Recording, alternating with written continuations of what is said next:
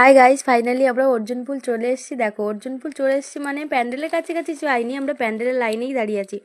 আর লাইনে কি ভিড় তোমরা দেখলেই বুঝতে পারছো যে কি ভিড়, মানে প্রচণ্ড। কেউ ঘেমে নেই, একাকার হয়ে গেছে। আর সে প্যান্ডেলের লাইন তো ধারে কাছে নয়, মোটো 15 মিনিট 20 মিনিট ধরে লাইন দিয়ে ঠেলা ঠেলি গুটোগুটি করার পরে ফাইনালি আমরা গিয়ে পৌঁছেছি। তো দেখো প্যান্ডেলটা শুধু এই দেখো, এখানে একটা মুন করা আছে, চাঁদটাকে দেখো কি দারুণ লাগছে পুরো। আর এখানে মেন ব্যাপারটা হচ্ছে, ভালো লাগার কারণ হচ্ছে তোমার এই সব কিছু যে প্যান্ডেলের এগুলো মুভমেন্ট করছে, তো তার জন্যই খুব সুন্দর লাগছে।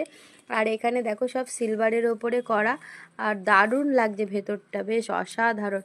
আর মা দুর্গা আছে, মা দুর্গাকে তো দারুণ লাগছে। আর মা দুর্গার মার সাথে তার ছানাপোনাগুলোও বেশ মুভমেন্ট করে ঘুরে ঘুরে ঘুরে ঘুরে তার চারিদিক দিয়ে ঘুরছে।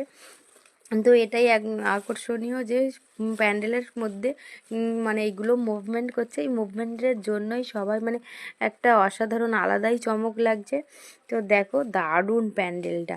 আর এই ঠেলাঠেলি গুতোগুতি করার পরে আমাদের তো পায়ে হয়ে গেছে ব্যথা। তো বাইরে এসে আমরা ক্লাবের ওখানে বিশ্রাম নিতে বসে পড়েছি। ওখানে বিশ্রাম নেব কিছুক্ষণ। বিশ্রাম নেওয়ার পরে ওখান দিয়ে আমরা আবার পঞ্চমীর দিন ঠাকুর দেখতে, মানে সারা রাতের প্রোগ্রাম আছে, তো ওখান দিয়ে অন্য জায়গায় আমরা চলে যাব আবার ঠাকুর দেখতে। তো এখানেই বসে বসে একটু বিশ্রাম নিচ্ছি। তো দেখো, এই ছানাপোনাগুলোকে নিয়ে গেলে তো আরেক সমস্যা, এক জায়গায় বসে না, লাফালাফি শুরু করে দেয়। এটা